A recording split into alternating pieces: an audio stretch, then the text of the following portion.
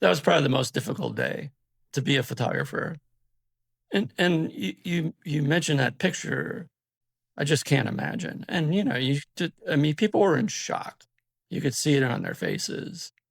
And here I am, person that's documenting these moments, and it was very, very difficult. Somebody had an iPhone photo of me where I'm in the background on that day, and I'm crying. I was crying. I mean, it was just overwhelming. Greetings and welcome back to the Camera Cafe Show, where we talk photography, life, and the people behind the lens. Whether this is your first time here or you've been with us for a while, thanks for joining us. I'm Tom Jacob, and this is the Camera Cafe Show. Today, folks, I'm joined by Pete Souza, the former official White House photographer who spent years quietly documenting history from the inside. In this conversation, we talk about trust, access, and what it really means to photograph power and the human moments behind some of the most iconic images from the Reagan and the Obama years. We also follow Pete's journey behind the White House, from quiet observer to a best-selling author and outspoken advocate using photography to speak truth to power. Get up your coffee, settle in, and let's get behind the lens with Pete Souza. Today on the show, we are joined by a man who arguably has one of the most unique resumes in history. He has twice been a presidential photographer and now a best-selling author, Pete Souza. Pete, thank you so much for giving me your time and coming on the show tonight. Yes, thanks for having me. Appreciate it. It's my pleasure. Let's start directly, Pete, with my question. So you describe the current administration as looking at the set of a reality TV show with a lot of stage pictures. While when you were photographer with Barack Obama, as you told, you were documenting for history. You stated that your comments on Instagram, they are not political, but you want to show from the inside how the two presidents you make pictures of, Reagan and Obama, how they upheld the dignity in the office. Pete, is there any need for a 999-seat new ballroom? And what exactly have the people lost with demolishing the East Wing?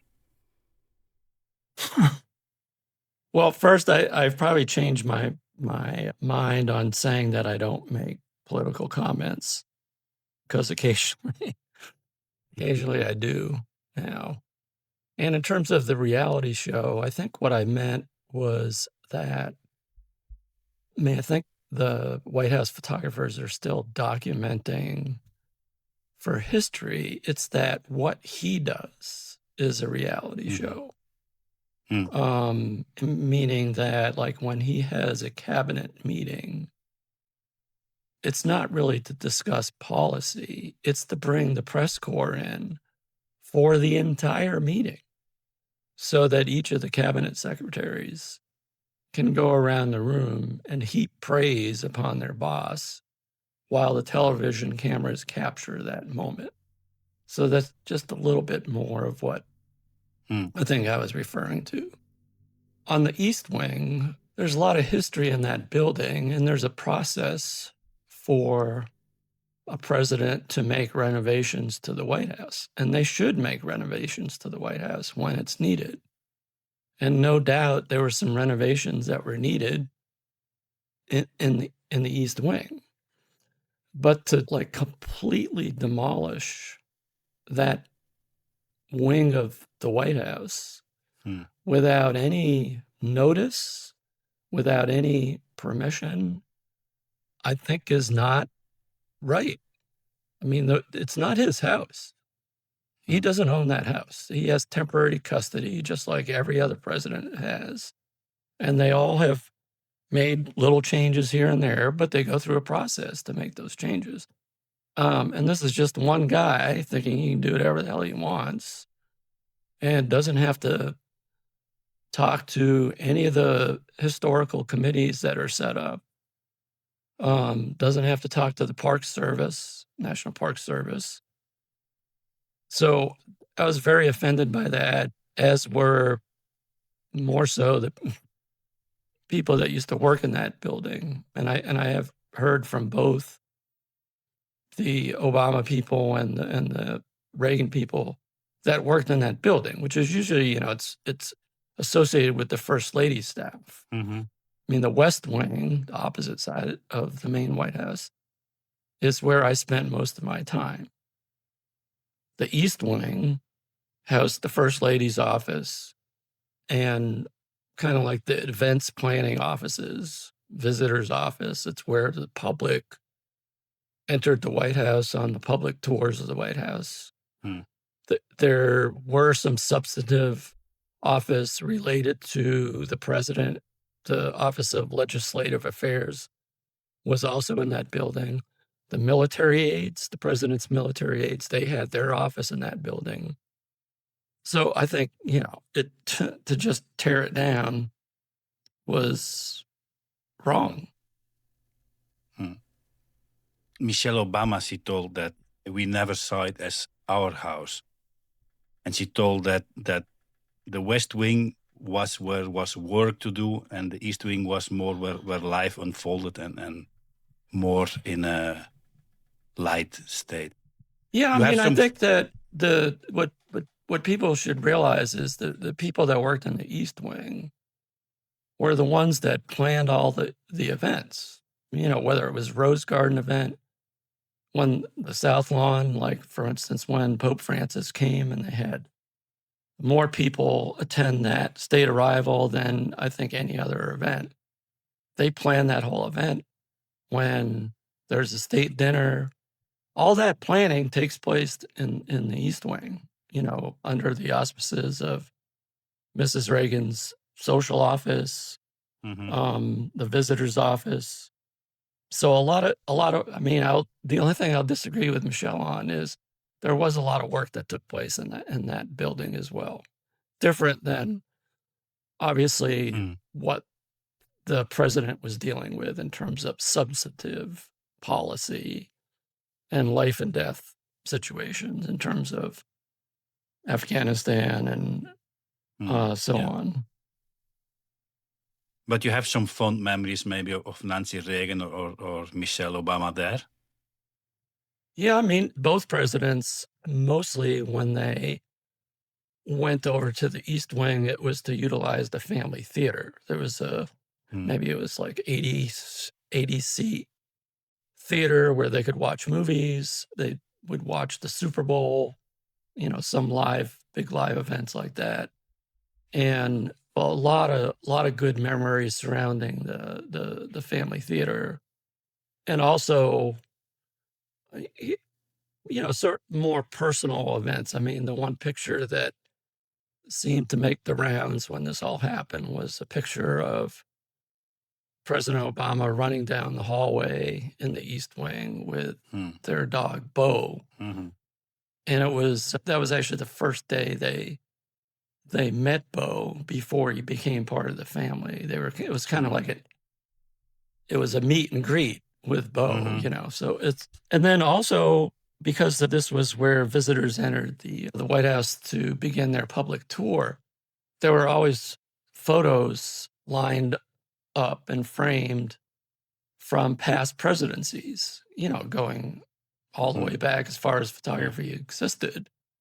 And I had a couple pictures from the Reagan days that were part of that exhibit. One was not even of the Reagans. It was of my photograph of Princess Diana dancing with John Travolta at a state dinner. Pete, let's walk a bit to your own life a moment. You have 2 granddaughters, Pete? I do. Yeah. Can I ask how old are they? One turns 3 next week, and the other one turns 6 in 2 weeks. You see, then it's perfect for my question I have in mind. What's more difficult, getting a candid picture of the President of the United States or your granddaughter to look at the camera? Well, I have to admit, a period of time, they kind of both get used to me. President Obama, of course, I was there every day for 8 years. So he kind of just I wouldn't say he forgot about me, but I mean, my presence was not really noticeable to him. You know, it was just I became Mm, part of the presidency. I was always in the room, so it was just expected that I would be there. Mostly that's, when you're photographing your granddaughters, you want to be part of their life much more so than when I was documenting President Obama. I'm not, interacting with him mm. all the time. Whereas with my granddaughters, I sometimes am. There's a funny my there's a funny video that I took the other day of the almost 3-year-old. She thought I was taking a picture of her with my iPhone, Mhm. but I was actually on video, and she was like, "No pictures, no pictures." So I guess they're more challenging in that Uh-huh, regard. uh-huh. Pete, before you were chief photographer of the White House and before you brought out all the books, let's go a bit back to when you were younger. I think you referred to a picture of Jack Ruby shooting Lee Harvey Oswald that showed you the power of a still image instead of all blurry TV footage. This was maybe the moment you realized that photography had potential, or there was something before that? No, I think that I was 8 years old when that happened and was watching live TV as Lee Harvey Oswald, who assassinated President Kennedy, was being booked at the jail in Dallas. So I'm watching this live on TV, and Mm, there's like a whole commotion. You see somebody run out in front, and you hear the announcer say, that Oswald had been shot. Oswald had been mm, shot. Like, I'm watching it live, and I'm like, I did not see what just happened. Like, what is he talking about? Oswald has been mhm, shot. I was watching it live, and I didn't see anything. And, this is back in the day when there was no instant replay. So you was watching the video live, and it was over, and I was like, what the hell just happened? And then it was the next day in the newspaper that my local newspaper published the photo by Bob Jackson of Ruby shooting Oswald, and it was clear as day. mm, You see the gun, you see him pointing it, you see Oswald reacting, and I was like, holy, for an 8-year-old kid to see this is what happened. It mm, There was something that I think stuck in my brain forever about that situation. I don't know that it manifested itself right away. I mean, it's not like the next day I said I was going to be a photographer, or I went out and got a camera, or you mm. know, it wasn't until what 10 years later, 11 years later that I took my first photography class. So, Mm, but I think that was always manifested deep in my brain about the power of a still photograph. mhm. And then you went on to work it for a small newspaper in Kansas, yeah? That's right. And Yeah. then you walked over to the Chicago Tribune. Can it be that your name is somewhere there in this team that won the Pulitzer Prize in 2001 for Gateway to Gridlock? You were there?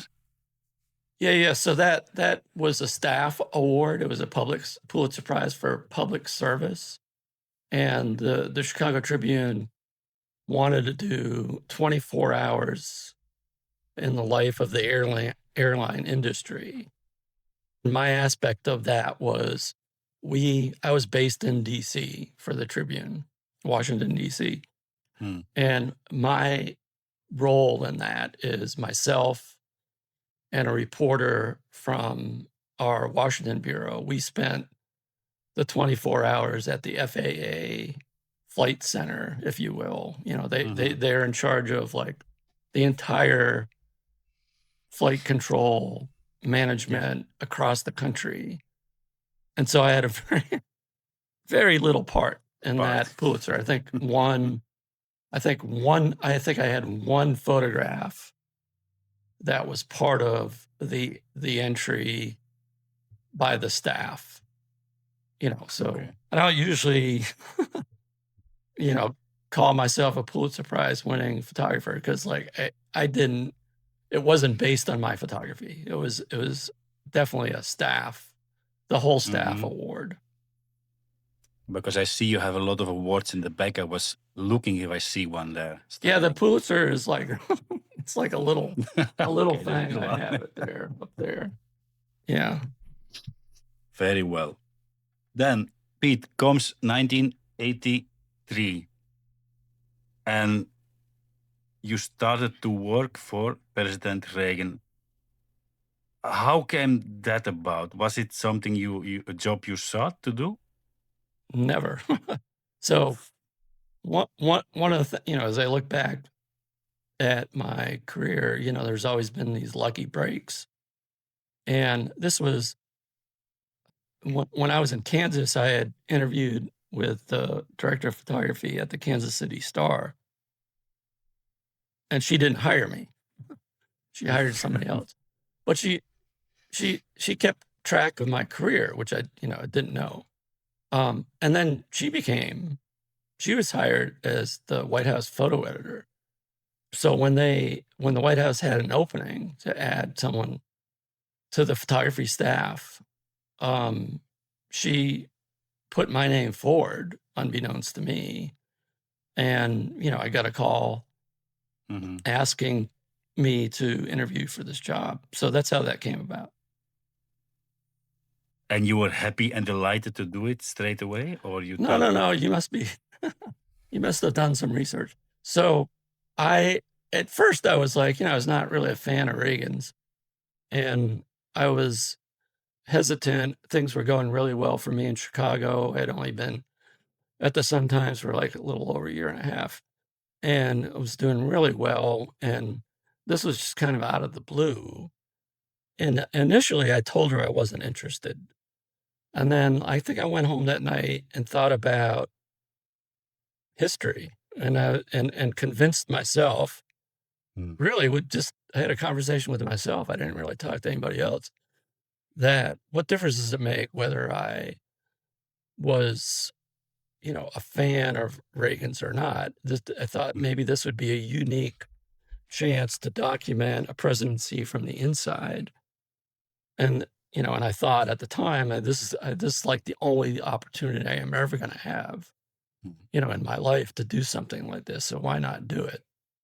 So I called her back and said that I would, change my mind. I would love to interview for the job. So that's how that came about.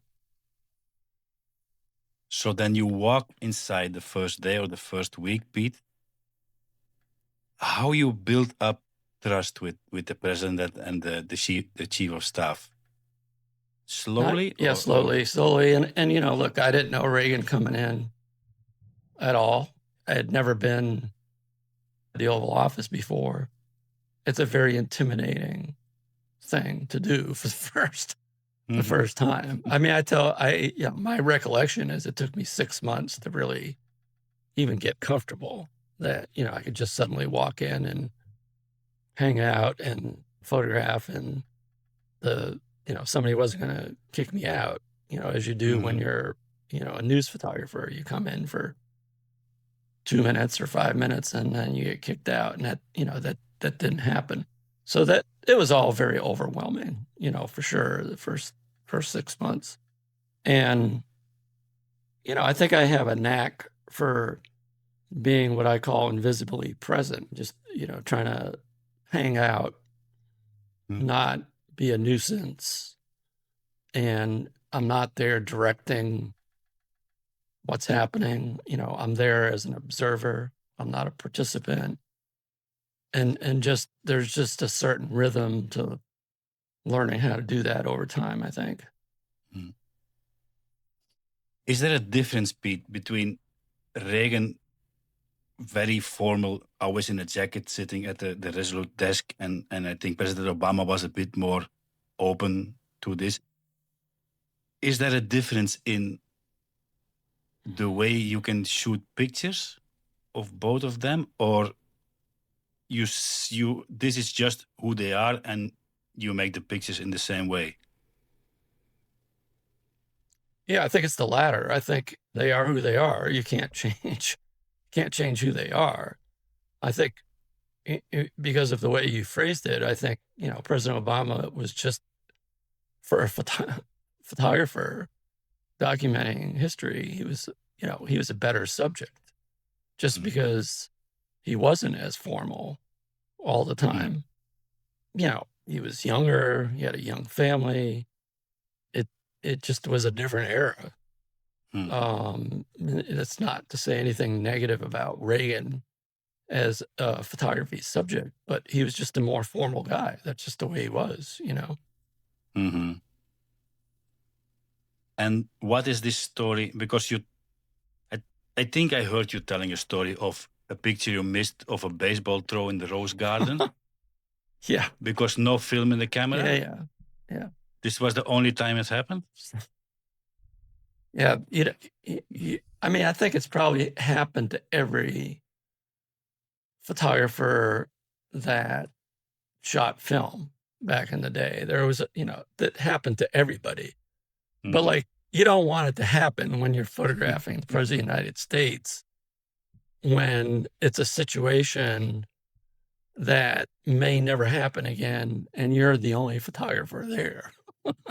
And, and that's what happened. And, you never forget something like that. And you certainly don't make that mistake again.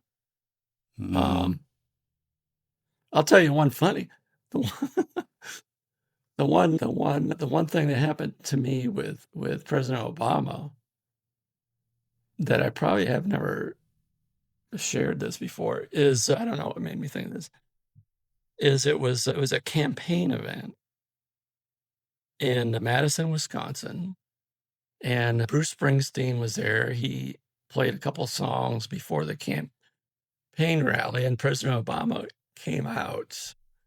And I had this idea for the picture as it was happening to get them embracing with the state capitol in the background. So I had my wide angle lens, all set, and I clicked the shutter and nothing happened. And I was dumbfounded. I tried it again and nothing happened. And so I had to switch to my other camera, which had a telephoto lens, but I couldn't fit the entire Capitol in the background. It was too tight of a shot. And I didn't know what the hell had happened until President Obama started speaking. I looked back at my camera to see what the hell was going on. And this happens occasionally now with the mirrorless cameras. Somehow, just bumping my body or something, the shutter switched to self-timer mode. So it was set for 30 seconds. So it was not going to click until 30 seconds after I pushed the button. But I couldn't figure that out in that brief second, of what had happened. That didn't happen. That hasn't happened again. Same thing. You see, technology. Yeah. But the picture I wanted to ask you, Pete, is the one with Reagan, Nancy, and Michael Jackson. What they talked about. I couldn't remember.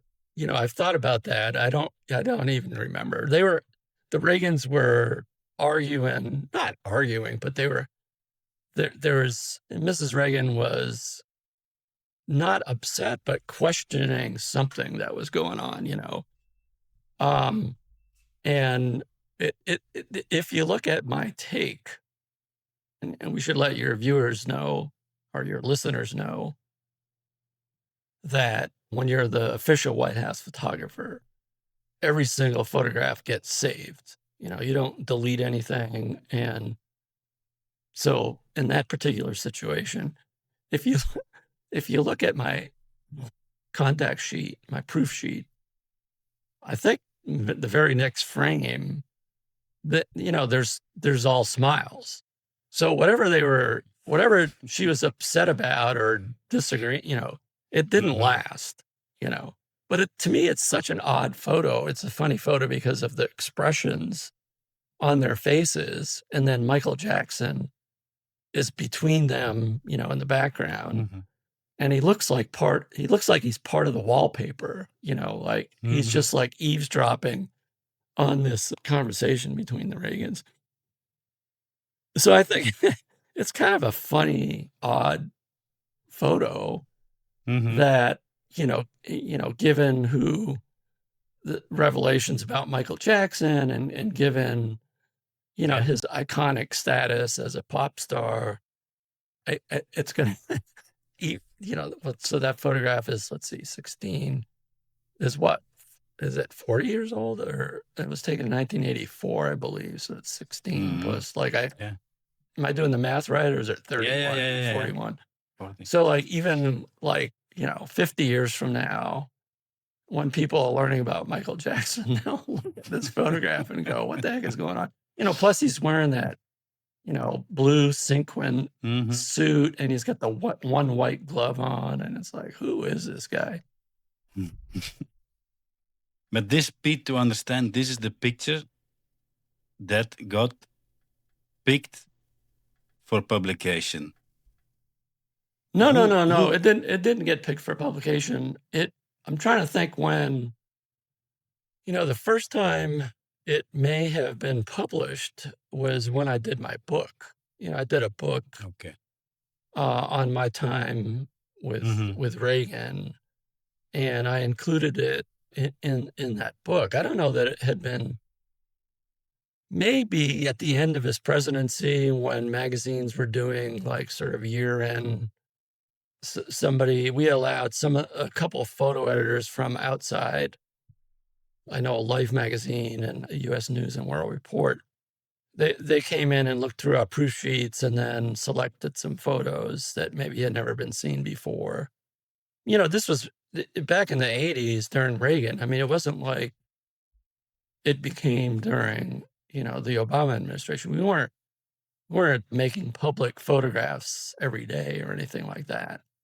It Mhm. would only be if, there was some historic private meeting that took place, and the administration would want a public release of photo. Would we make photographs public? So it was a much more rare occurrence that we would, as you call it, publish, which usually meant giving prints to like the Mhm. 5 wire services for them to send out. That was a fairly rare occurrence. So this Michael Jackson photo, I don't think made an appearance for years, until years afterwards, as I recall. The same actually with the Diana photo, Princess Diana photo, which has, been published, thousands of times. It wasn't released publicly for quite a while. Hmm. I was wondering why they would not take the smiling picture, but there you go. I think this one has much more charisma. Pete, let's go a bit to President Obama. 2005, I think the Chicago Tribune, they assigned you to follow a year then Senator Obama. First day Yeah, meeting him yeah, was a great experience. yeah. So there was a guy named Jeff Zeleny, who's now a correspondent for CNN. At the time, he was on the Tribune staff as a reporter in the Washington bureau of the Tribune. And it was more that he came to me and he said, "Hey, I'm thinking of pitching this project to the Tribune on trying to document, Obama's first year in the Senate, and maybe we spend a lot of time with him, and I'll do a series of maybe 3 or 4, extensive articles throughout the year. So it's not like, like a news situation. Unless like we're not Mhm. gonna, publish something tomorrow. It's like we're gonna spend some time with him, and then each story will have kind of a theme And he asked me if I was interested, and I was like, "Yeah, of course."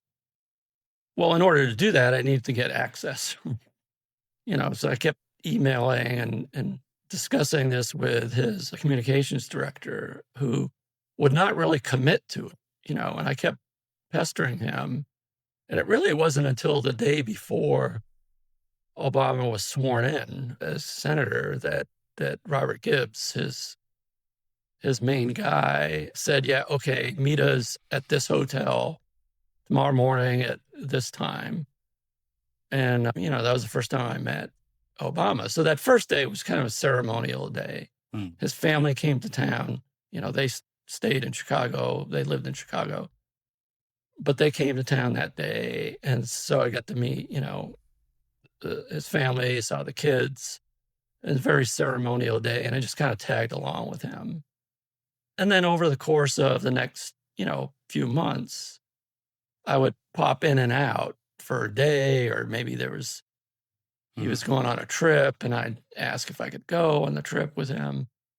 And so that's kind of how that all started. And he understood, what I was trying to do, which was like, I don't want to direct him in any way. I just want to be able to tag along and photograph whatever happens.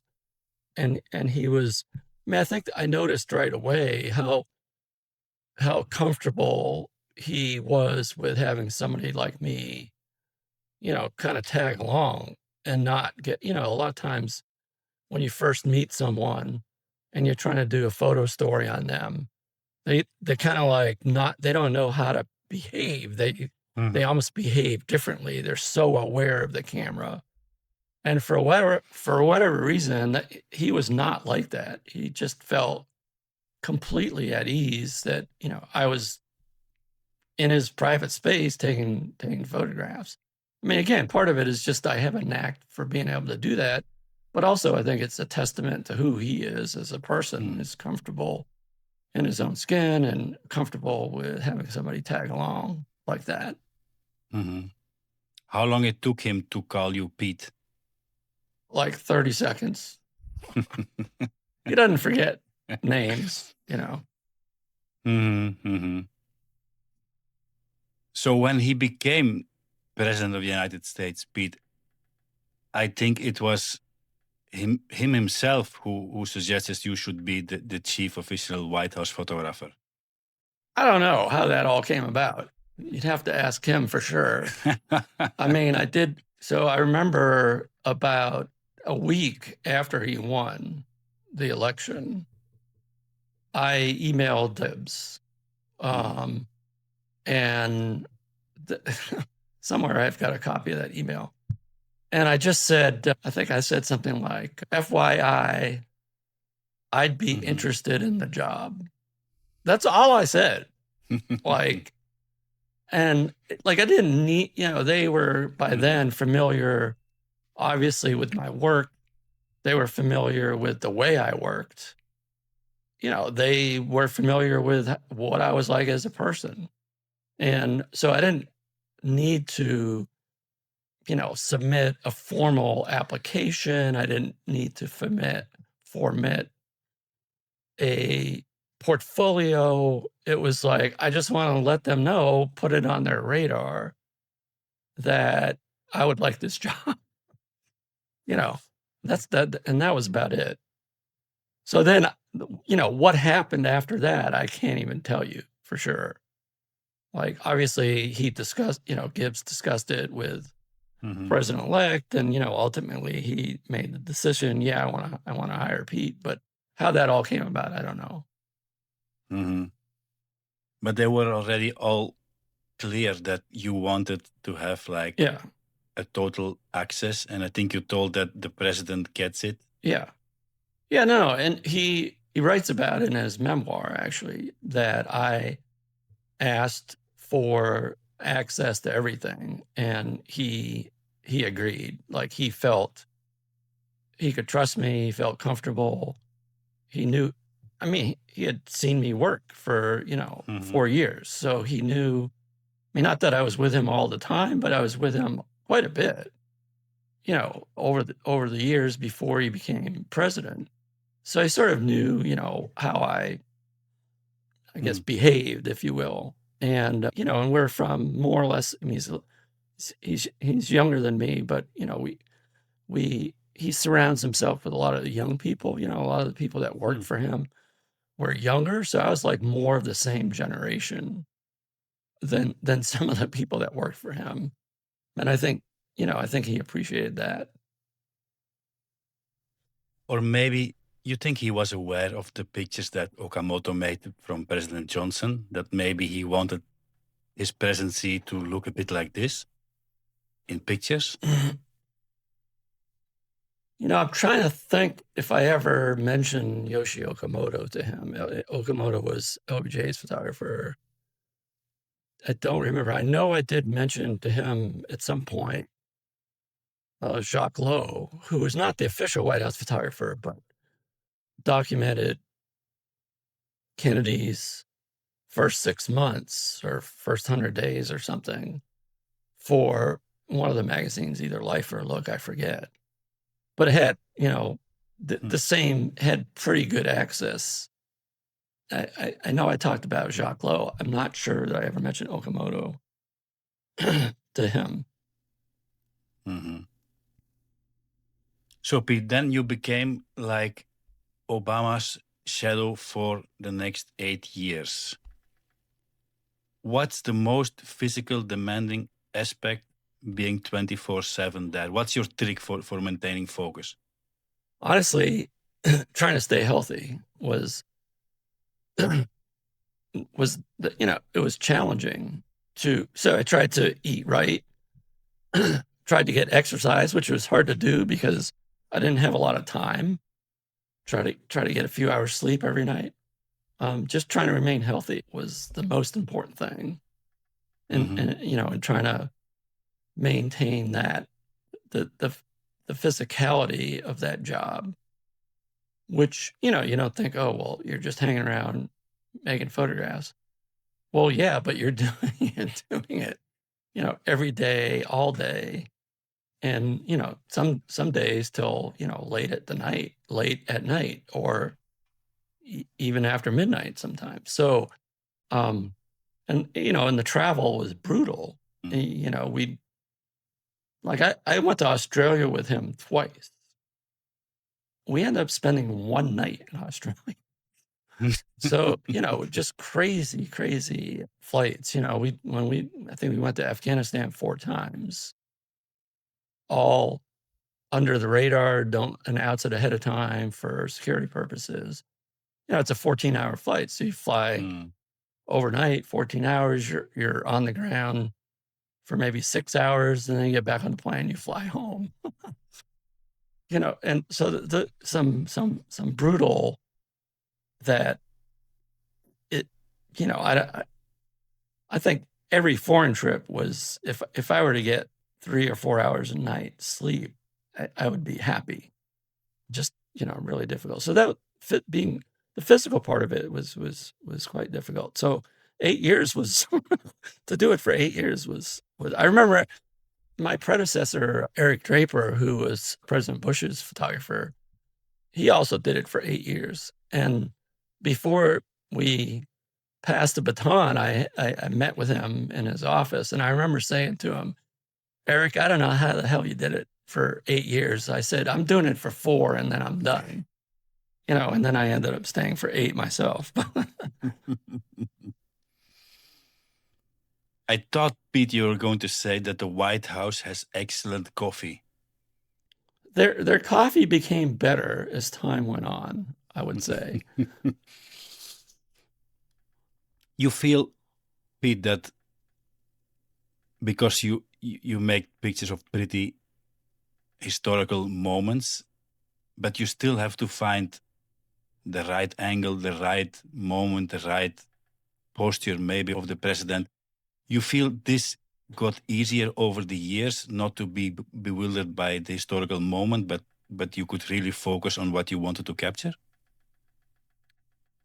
Yeah, I mean, I think it helped that I was a pretty seasoned guy, so when I came in there, I'd had a lot of experiences, both with another president, but also, I covered the war in Afghanistan, Mhm. Kosovo, had been in all kinds of different situations. And so I think being a seasoned guy was really helpful. And I think I became, a friend of mine describes photography as you've got this, 3x2 format box that you're looking through, your viewfinder. And what you include in each corners of that box is whether a photograph is successful or not compositionally. And so I became, I'm really cognizant of framing my pictures, trying to include, when necessary, some of the historical elements of the White House in the background or the foreground, and then being comfortable enough and knowing that I had full access to not just randomly, click that shutter, but trying to click the shutter at just the right time, at the precise moment. And it's something that I think if you're doing it every day, like I was, that, I get to the point where I was in a very good rhythm, I think, throughout the 8 years. It's hard. Photography is harder now for me because I'm not necessarily photographing every day.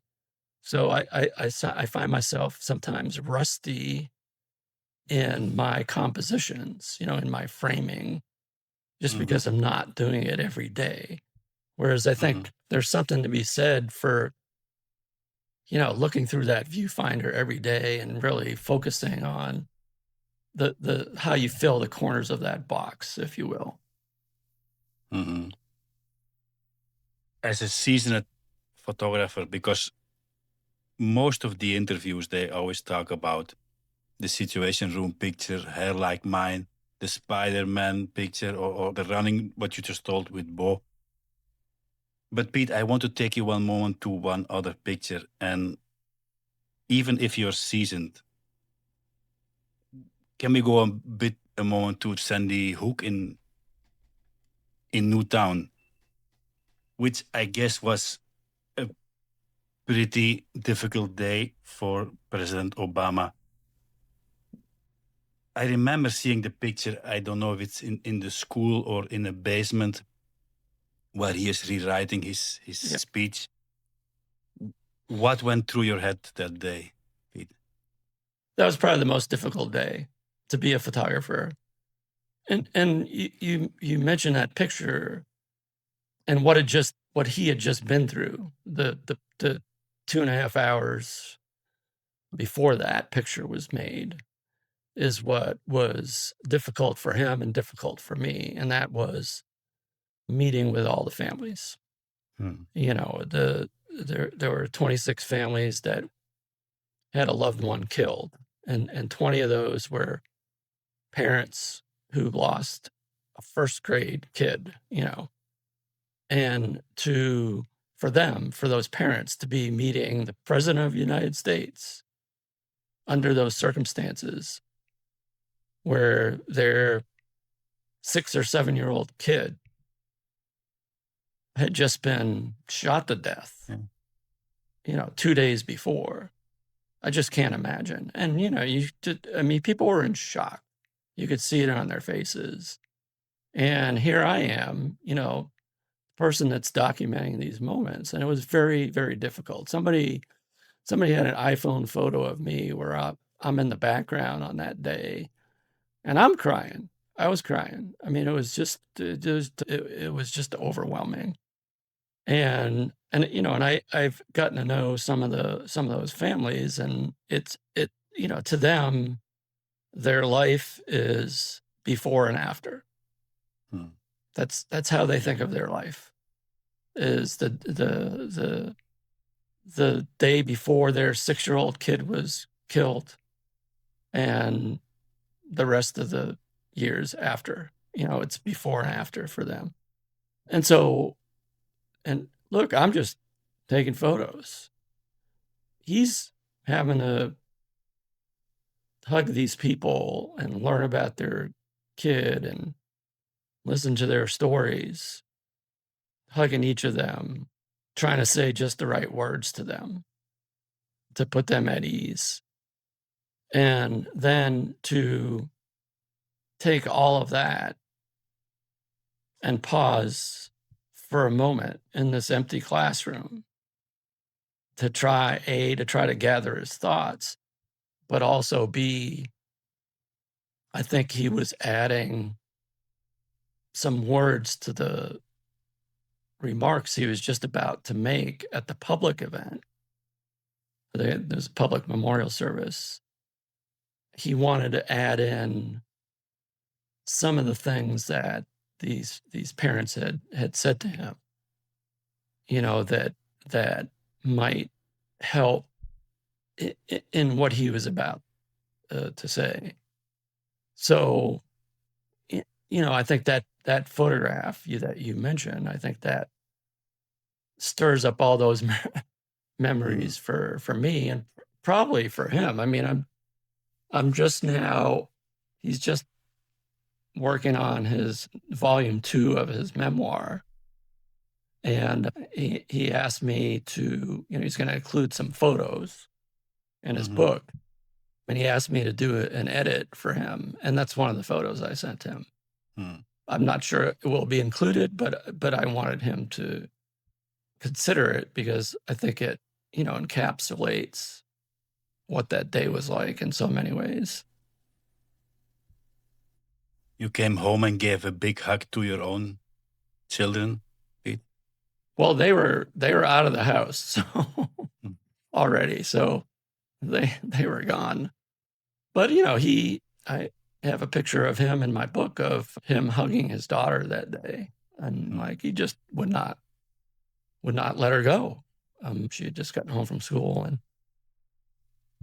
yeah, tough. Being a parent that day. I'm sure that was happening all across the country. This is not something similar, but when during the Reagan presidency, the challenge and the disaster, you remember how Reagan reacted to this? Yeah, so this is the Space Shuttle Challenger that exploded in what was it, 86, I think 1986. And just to set the stage a little bit, those shuttle launches had become somewhat routine. And this particular one had been delayed multiple times. And then that morning it was supposed to launch earlier in the morning, and then there was some, like it was too cold or something like that. So they wanted to wait a couple hours. And so he wasn't watching it live. He was in the Oval Office in a meeting, and somebody came running in and said, I don't remember if they said the shuttle exploded or that there had been a problem on the launch. And he and his aides there's a little TV in the dining room. So there's the Oval Office, and then there's a little hallway, and then he had kind of like a private dining room, and they had a little black and white TV in there. So they went in to watch it on this little black and white TV. And I came in, I remember I was shooting with my Leica and a 28 millimeter lens. The things you remember, because, in those days, everything's analog. So the proof sheet does not say what camera and what lens you were using like it does with a, digital these days. But I remember that. I remember I had the 28 on the Leica M4P, I think it was. And he stood there, was watching it, and they finally showed the replay of the explosion. And I remember I was clicking, the camera clicked, and then he closed his eyes for about 5 or 10 seconds. Click, I made that picture. And then when we later looked at the proof sheet, it looked like when his eyes were closed that he was blinking. But I know what he was doing. He was saying a prayer. I knew him well enough then to know. But that didn't translate in the photograph. So the picture that we did eventually make public, his eyes were open, which was also, part of him watching the live replay. But But for me, the moment I'll always remember is that picture, that next picture, where his eyes were closed, because that, to me, that there was like a tug of emotion when he closed his eyes like that. Mm-hmm. And Nancy Reagan, you remember her at this moment? So She she was was not not there. No, which was not unusual. I mean, First Lady was almost never in the West Wing, so there would have been no reason. Now, she did go with us to the memorial service at, I believe it was in Houston, at NASA headquarters, and was at the memorial service where she, kind of like when President Obama went to Newtown, he had to then, meet with all the astronauts' families backstage, and Mrs. Reagan was very involved, obviously, in that. Very heart-wrenching scenes as well.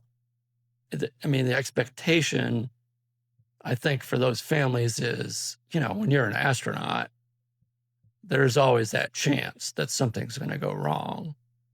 You don't think that about when you send your kid off to school, though. So different, similar situations, but different circumstances, both tragic in their own way.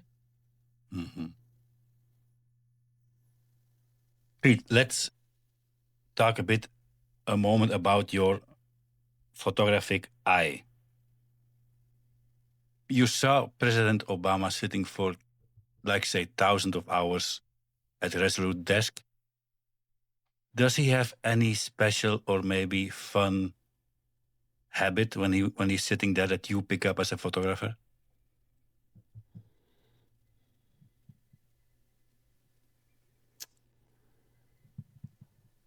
I don't know. I mean,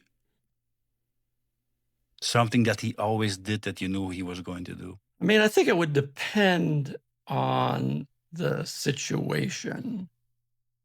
Like, for instance, if he was meeting with his staff, or if he was seated alone at the desk working on a speech or doing some correspondence, he would 90% of the time take his jacket off. That would be the relaxed him. If it was more formal, if there was a head of state coming in, or or a group of visitors, it would just be the opposite. He would never he would put his coat back on, and then, he would occasionally, if like he was having a very informal meeting, maybe with a speechwriter, or, he might put his feet up on the desk, or he might sit on the edge of the desk. And so I think every circumstance was different. He had my wife gave him a Petoskey stone, which is a fossilized, kind of like a fossilized rock, basically, from a certain area of Michigan. And he kept it on his desk, and oftentimes during like phone calls with heads of state, I'd see him like twirling it in his, in his hand as he was talking on the phone. So little things like that. But, there's some things about him you could anticipate, and some things you couldn't. I remember one time it's not in the Oval Office, but we were going to Rhode Island, and I was on the second helicopter that was going to land near the ocean. It was like the landing zone was near ocean. And the second helicopter always lands before his helicopter. So our helicopter lands, his helicopter is about to land, and there's the motorcade is like right beside, right near that first helicopter. And, you'd think I'd hang out right there, but I walked down to the ocean. And I remember Secret Service agent said, what are you doing down here? Like, we're going to get right in the car. And I said, no, he's going to walk down to the ocean.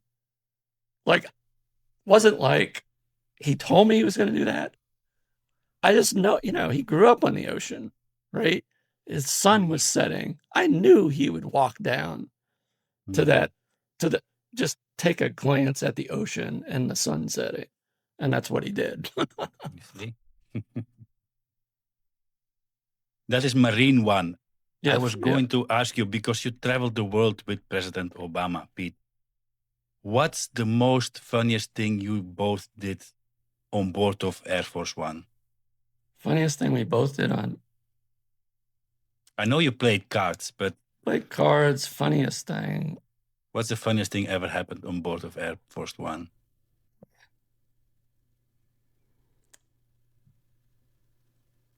Or maybe it's very controlled and no funny things happen. No, funny things happen. I mean, I think probably I don't know if it was the funniest thing, but it certainly got the biggest laugh was, at some of these summit meetings, big summit meetings, the host country, designs what each of the heads of state are going to wear. And it's not a suit, coat, and tie. It's like some, local attire. And I remember one of his aides had found a series of photographs of past presidents attending some of these summit meetings with these god-awful, outfits. And they were showing them to him. And they were so bizarre in so many ways. And I know I have a picture of him just like bursting out laughing, looking at these photos.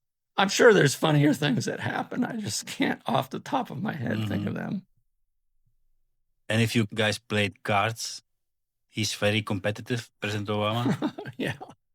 As am I. So it made for some fun times. Yeah, we played the game Spades on Air Force One on our long overseas trips. Pete, you might have this question from any young photojournalism. He comes to you and say, I want to be maybe a White House chief photographer one day. What's one essential skill that you would tell him or her that is absolutely mandatory to succeed in this? Well, I think what's mandatory is you've got to show that you're capable of photographing a politician behind the scenes. I often have, young students come up to me and say that very thing, and then they show me their political photographs, and it's like the mayor at the podium, or a picture of, a higher official, maybe a governor or something, giving a speech. Well, that's not enough, because you got to show that you can go behind the scenes with a mayor at least, or a congressman or something, before you're going to, if you're going to photograph the president of the United States behind the scenes, you got to show that you're capable of doing it on a lower level. So that's what I always tell people to do. Is find a local official, a mayor or board of trustees, or show that you are capable of making candid pictures behind the scenes. Because if you can't do that, then you have no business even trying to, apply for a job as a White House photographer. Pete, January 20, 2017.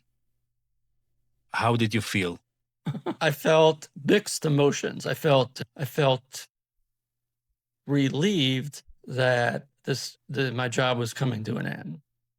I was just worn out. I was worn out physically. I was worn out mentally, and there was an excitement to, passing the baton, and just not having to do this job every day. But I was also very worried for the country, seriously worried, because, my suspicion is that the person we were turning the keys over to did not respect the office of the presidency in the way that I felt it should be respected. I mean, he cared more about himself than he did the average American. So it was those dual emotions were playing out throughout the day, for sure. And then, in the meantime, after this, Pete, you published some amazing books. Obama, An Intimate Portrait. I have it here somewhere, number 1 on the New York Times list, bestseller. But I have this one of my favorites, you see? Yeah. Shade. So this juxtaposition between the current administration and the two presidents you make pictures of. I think it started on Twitter or Instagram first. How came that about, Pete? This humorous side of Pete suddenly. Yeah. Well, I mean, I think while I was putting the first book together, to me, that was going to be a straight documentary look at his 8 years. I mean, at least what I thought of his 8 years. So that, that book was produced in 2017. So I was working on that book throughout the year, while at the same time, I started doing my little shade on Instagram. And I kept at that pretty much every day, or at least every week, for a good year and a half. And I think I think it was I can't even, I forget the year, but at some point, a year or two later, I just called up my publisher and I said, I want to do this other book, and here's how it's going to be based on my Instagram, and here's how it's going to be formatted. Like, I had the whole book in my head. Like, I knew exactly what I wanted to do. I mean, we embellished it a little bit in terms of with the design and stuff like that. But I had a clear idea of what I wanted to do. I had no idea if anybody would buy the book, but I knew I wanted to do it. And then I spent maybe, I don't know, 2 or 3 weeks with Yolanda Cuomo, book designer. She had also done my other book. And together, she and I really put the book together. And we both brought ideas to the table in terms of,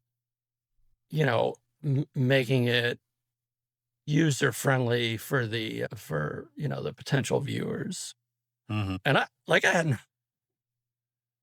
thought at times I was being very humorous, but I had no idea if the audience wouldn't get it in some instances. Like there was one spread where we purposely took the transcript of a Trump speech and made it run off the page. So it looked like it was a mistake. And the whole point, was that it was just like, we were trying to get that point across, that it was word salad, meaning just talking garbage. And so you couldn't read everything because we purposely, ran it off the page.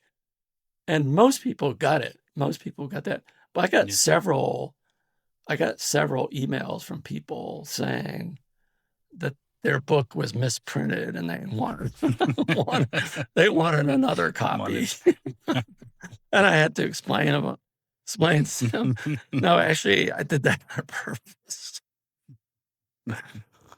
Oh, dear. So just a question, Pete. Your wife knew you were such a humorist inside? I think she did. I think I when I was on the Daily Show with Trevor and Noah, I think I made a comment that she wasn't, but I think she always knew. Then, before we started the interview, I told you already that I was waiting today for your new comment on the picture of today. What is your take on this picture? What happened today? I think it's It's a pretty good candid moment. Yeah. So what yesterday, of course, there was an incident in the Oval Office with the current president where someone passed out or started to faint as this little photo op, event was taking place in the Oval Office. And photographer from Getty Images made this remarkable photograph where all the other people are attending to this poor guy that had fainted. And the president is just kind of standing there looking at the cameras, totally oblivious to what's taking place right behind him. It's a remarkable photograph. Yeah. And some people, which is the one you posted today? I posted a photograph of President Obama from 2013 when he faced a similar situation where a pregnant woman, as it turns out, was behind him at an event in the Rose Garden and started to faint. And he turned around and held onto her, so she wouldn't fall down. I couldn't find that picture. It's probably in the archive somewhere, but I don't have access to every picture. But I did find after the event, he went to find her, and she was in a room outside the Oval Office. And so it's a picture of her, a picture of him checking on her, after the event. And so I didn't even refer to what happened yesterday. I mean, my viewers are mostly sophisticated enough that they pay attention to the news. Yeah. Which is, basically the way I originally did my shade in 2017. Is I wouldn't necessarily say what had just happened. I would just post something that would be like the exact opposite or a contrast. And so I haven't looked at comments today, but my guess is most people know why I posted that photograph today, because they keep up with what's going on in the news and on social media. So I'll have to, it's always a risk because sometimes people do not know what I'm like. Why did you post this photograph? And I usually don't explain it because sometimes I do, but usually it's unnecessary. And you know what's also funny, Pete, that maybe people in the United States, they actually are aware of what was going on. But here in Europe, if I open my Instagram feed, your picture pops up and I first read yours and then I say something happened, Yes. and then I go to check what happened. So it's the other way around. Yeah. This does happen, and people, I know sometimes I'll see comments in my Instagram post where people say that exact same thing. They go, I had no idea what this was about, so I Googled it, and now I'm laughing, or something like that.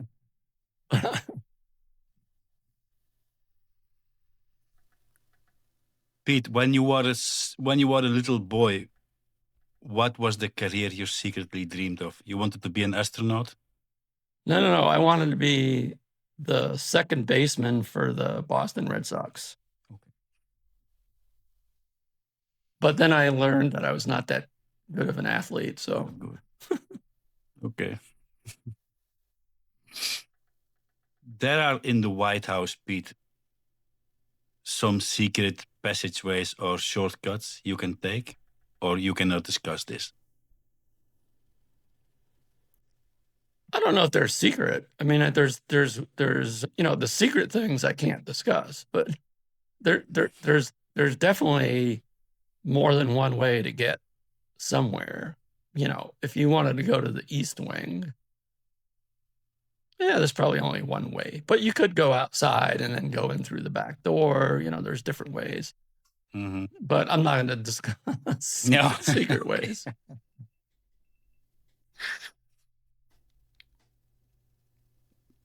Pete, how are your cooking skills? Who cooks at home?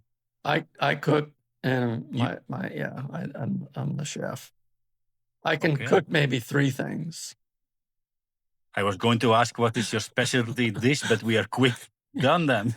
Yeah, I'm not a very I'm a basic chef, you know. Like I can cook fish 2 different ways, and I can cook chicken maybe 3 different ways. That's about it. That's about it. So, like, we'll go over to our daughter's house if we want a more sophisticated meal, you know? Yeah. Mm-hmm. The last thing, Pete, because now you talk about fish, I think I saw a little interview with you and President Obama about the great national parks in the United States. Yeah. And he mentioned something of a very funny moment in Alaska when Yeah. the salmon was spawning. What happened there? Yeah. Matter of fact, that was one of the pictures I just sent him for his book too. So now let's see if I can remember the details of this. We'd gone to Bristol Bay, and he wanted to highlight these fisher women, you know, that fished for salmon, and he picked up the he picked up this one salmon, and the salmon kind of did its thing on his shoes, and the one fisherwoman went, "She likes you," or "He likes you." Sorry, "He likes you," which I thought was pretty funny. It's kind of him reacting to this spray, you know, on his shoes. And so he was cool with that. I mean, he just cleaned his shoes, or he got new shoes? I don't remember. I did take a close up of the shoes afterwards, so I remember that. Yeah, that was pretty funny though. You see, it's not on Air Force One, but you got a funny story Right, in the right. end. Pete, there we go. Pete, on behalf of myself and everybody listening, I want to thank you very much for giving me your time today. I hope you enjoyed it, Pete. At least I made you laugh sometimes. Yeah, no, thanks, and I appreciate you having me on. And so Yeah. good to talk to somebody that lives in Spain. You see, we talked about it before. You need to come back to Spain, Pete. I It's do. too long ago. Yes, I do. Yes, I do. Then I hope to meet you maybe one time. I will follow you, of course, on Instagram, and have now for now a lovely evening. Give greetings to the family and enjoy your granddaughters. Thank you. Thank you, Pete, for coming on the show. I see you. bet. Bye. Bye. And that's a wrap, folks, for my conversation with Pete Souza. An extraordinary reminder how powerful photography can be when it's rooted in trust, access, and humanity. If you enjoyed our conversation, folks, you'll find all the links below to Pete's books and his work. And if you like more talks like this, please consider subscribing here on YouTube. You can also listen, of course, to the Camera Cafe show on any of the podcast players and sign up for our newsletter to stay up to date with upcoming guests. Thanks for spending some time with us today, and I see you next time. Keep your eyes open, keep shooting, and keep moving your own photography forwards. Adios.